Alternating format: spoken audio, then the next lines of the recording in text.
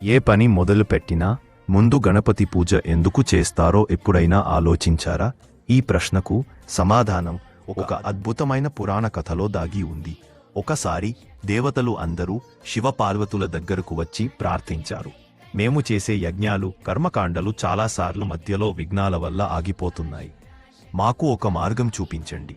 అప్పుడు శివుడు చిరునవ్వుతో అన్నాడు, విఘ్నాలను తొలగించే అధిపతి ఒకడే ఉన్నాడు, నా కుమారుడు గణేశుడు. ఇకపై మీరు చేసే ప్రతి శుభకార్యం ముందు ఆయనను పూజిస్తే ఎలాంటి అడ్డంకులు రావు.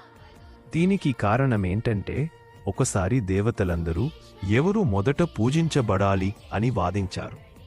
అప్పుడు శివుడు ఒక పరీక్ష పెట్టాడు.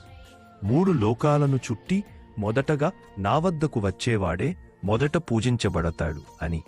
అప్పుడు కార్తికేయుడు తన వాహనమైన మయూరంపై ఎక్కి వేగంగా బయలుదేరాడు. కాని గణేశుడు మాత్రం తన తల్లిదండ్రులైన శివపార్వతులను 3 ప్రదక్షిణలు చేసి అన్నాడు, నా తల్లిదండ్రులే 3 లోకాలు, వాళ్ల ప్రదక్షిణే నాకు ప్రపంచ ప్రదక్షిణ.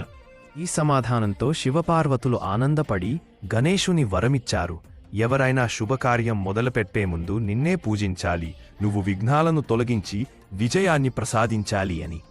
అదే కారణంగా మనం ప్రతి శుభకార్యం, ప్రతి ఉత్సవం గణపతి పూజతోనే మొదలుపెద్దామని. ఆయన ఆశీర్వాదముంటే అడ్డంకులు దూరమై విజయాలు మనవై అవుతాయి.